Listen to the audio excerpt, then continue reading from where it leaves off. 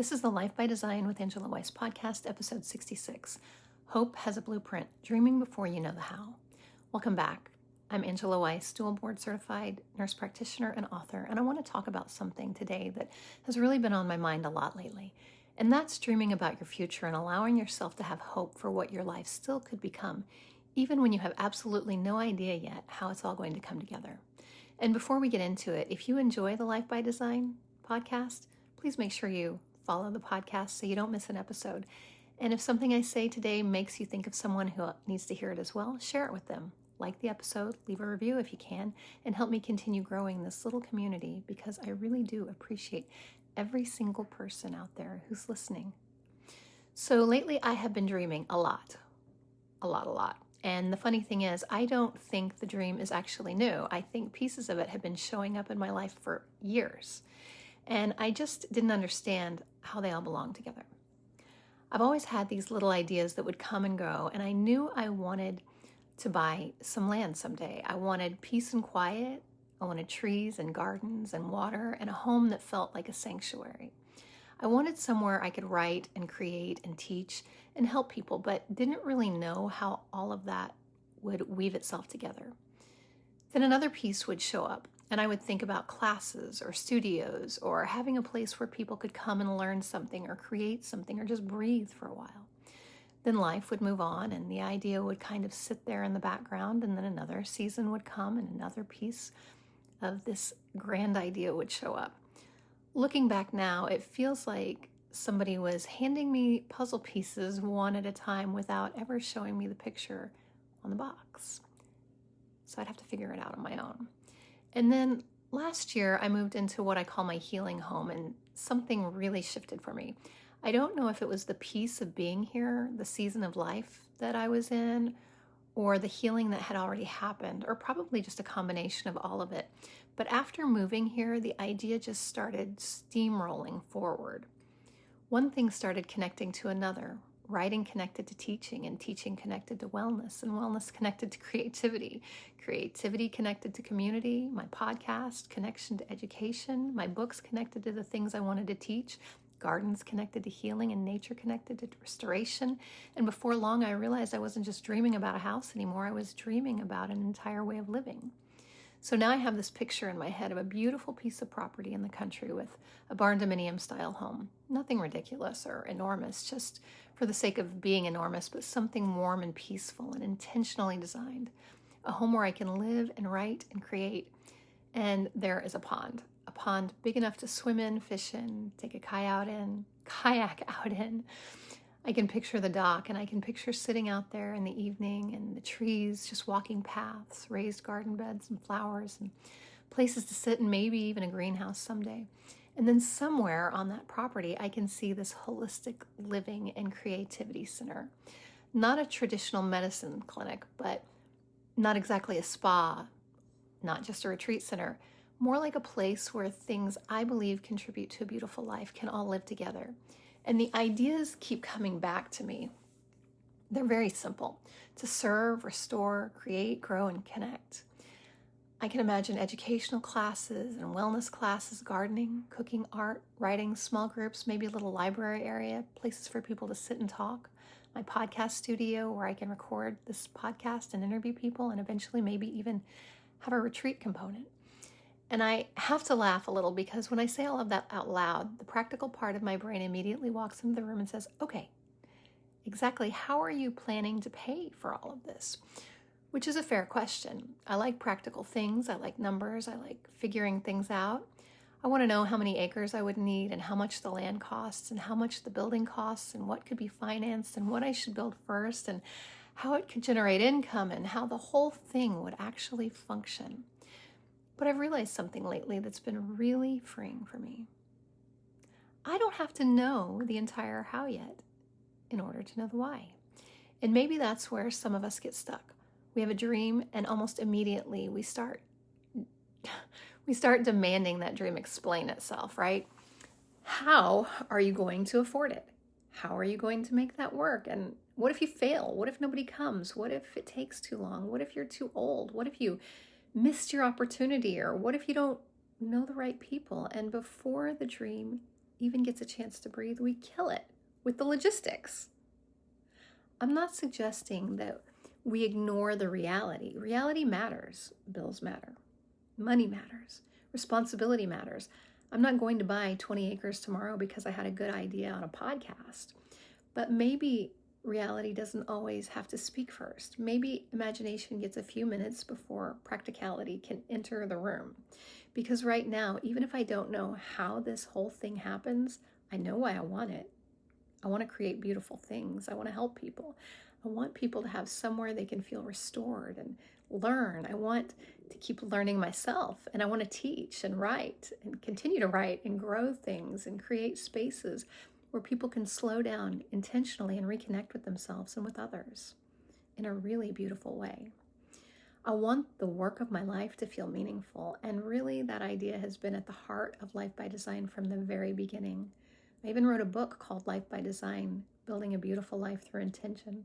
And that book came from the idea that a beautiful life is not necessarily a perfect life. It's not a life where nothing bad happens or every plan works. It's a life where we become intentional about what we're building whenever we have the opportunity to make choices. What do I want more of? What do I want less of? What matters to me now? Who do I want around me? What do I want my home to feel like? What kind of work do I want to do? How do I want to spend my time? What belongs in this next version of my life? And what doesn't matter anymore? What doesn't belong anymore? That's what designing a life means to me. And I think sometimes we get so caught up in trying to see step 25 that we are only standing at step 2. We forget that.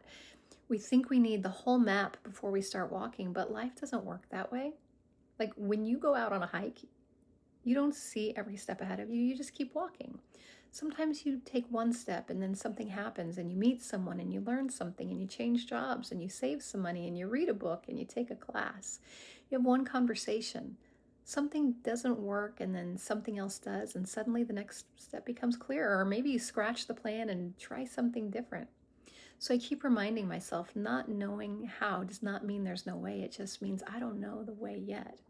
And that's a really different thing. And maybe there's something in your life that has been coming back to you over and over again too. Maybe it's a business idea. Maybe you want to write a book. Maybe you want a different career. Maybe you want to move somewhere. Maybe you want a little piece of land, or you want to start a ministry. Maybe you want to go back to school or travel or create something or learn an instrument, or maybe you simply want a slower, quieter, more peaceful life than the one that you're living right now. And every time that thought comes up, you immediately tell yourself why you can't. I can't afford it. I'm too old. I have too much debt. I have kids. I have responsibilities. Nobody in my family has ever done something like that. I don't know how to do it. I wouldn't know where to start. What if it doesn't work? What if I fail? But what if you didn't have to answer every one of those questions today? What if today you just paid attention to the dream that's in your heart, in your head? Hope doesn't mean pretending reality doesn't exist. Hope doesn't mean that because I can picture this property clearly enough, I'm guaranteed to have it exactly the way I imagine it. Or maybe it changes. That's okay. Dreams change, people change, timing changes, and sometimes what we think we want becomes something completely different, and sometimes the final thing is actually better than the first version we pictured. Hope simply says, I'm not going to decide nothing beautiful can happen just because I can't see it yet. That's what I'm talking about. And this connects really closely to another one of my books, The Gentle Reset, because sometimes we think building a different life requires completely blowing up the one we have, and it doesn't always. Sometimes you just need a gentle reset. You stop and you ask yourself, what feels heavy right now? What am I doing just because I have always done it, and what could I simplify? Where have I been living on autopilot? What part of myself have I ignored? What would make my home feel better? What would make my mornings feel better? What would help me feel more like myself again? You don't have to change your entire life today. Maybe the dream starts really small, and maybe you clear out a room and finally give yourself a place to paint or plant a garden or You sign up for one class. Maybe you open a savings account and put $20 in it a week. Maybe you write the first page of this book, or you spend one Saturday researching that thing that you've been thinking about for 5 years. Maybe you finally tell someone about the dream. Tell someone about the dream. Maybe you just write it down. Those steps are important and they're interesting because I'm realizing my own dream is that I don't have to wait until I own the property or start living the values behind it. I can serve now, even with my dog barking in the background, if you hear that background. I can restore myself now. I can create now. I can grow now. I can connect now. I don't need the building in order to start living the mission, to go on the path, to take the steps. The mission is what eventually gives me the reason to do the things, to build the building, to buy the property, to all the stuff. And I love that. Maybe that's exactly what I'm doing right now. It is. I am building the dream before I build the place. I'm writing and recording this podcast. I'm teaching, I'm learning. I'm paying attention to what helps people feel better and live better. And I'm thinking about what kind of environment I want to create. I'm figuring out what belongs in this vision and what doesn't and what makes me happy. And with every step, the picture gets more clear. It grows and changes and evolves and blossoms, and another piece fits into the puzzle. And maybe years from now, I will stand somewhere on that property and look around and think, oh, so this is what all of those little pieces were becoming. I hope I get to have that moment. But even if the final picture ends up looking completely different from what I'm imagining today, this dreaming still matters because it's helping me understand what I value, what I want. And when you know what you value, you don't have to wait for someday to begin building your life around it. So I want you to do something this week. Give yourself 10 quiet minutes. No phone, no television, no one else's opinions. Ask yourself, if I stopped worrying about how for 10 minutes, what would I actually want my life to look like? Where would you wake up? What would your home feel like? Who would you be around? What work would you do? How much work would you work? What would you create? What would you grow? Who would help you? Who would you help? What would your evenings look like? Where would you travel? What would peace look like to you? What would freedom look like? What would purpose look like? And write it down before your practical brain starts editing it. Don't calculate anything yet. Just don't look at the mortgage. Don't Google how much it costs. Don't immediately explain why it can't happen. Just let yourself dream for a few minutes and then look at what you wrote and ask one more question. Why do I want this? Because underneath the dream, you may discover what you're actually searching for. Peace, freedom, security, creativity, adventure, family, service, faith, community, health, purpose. And once you know the why, you can begin moving toward it because you understand the entire how. I don't know exactly how my own dream is going to come together, and I don't know where the property is yet. I don't know exactly how much land I'll end up with. I don't know when I'll build it. I don't know exactly what the center will ultimately become. I don't know who I will meet or what opportunities will appear or which pieces will change along the way, but I do know why I want it. And for this season, that's enough to keep me moving forward. Sometimes the vision comes before the plan. Sometimes you get one puzzle piece and then another. Sometimes you carry a little piece of a dream for years before you finally understand why it kept coming back to you. And maybe your job right now isn't to figure out the entire rest of your life. Maybe your job is simply to stay open to the possibility that your life can still become something really beautiful. There are still things you haven't seen and people you haven't met and places you haven't been and things you haven't created, opportunities you don't even know exist. And there are prayers you haven't watched unfold and versions of yourself you haven't even met yet. So please don't become so afraid of disappointment that you stop looking forward to your own life. Keep dreaming, keep paying attention, keep creating, keep taking the next step. You may not know the how yet, but if you know the why, you have somewhere to begin.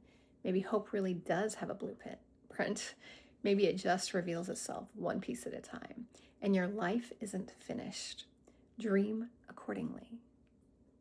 Thank you so much for spending your time today with me. If this encouraged you, like I said, like, follow, and share. And remember, this podcast is for educational purposes only. It's not intended to diagnose, treat, or, care for issues that need to be cared for with your primary care or your psychiatric provider. If you're in a crisis, call 911 or 988 in the United States or Canada, and I'll put my follow information down below. Take what you need from this, leave what you don't, and keep living your life by design.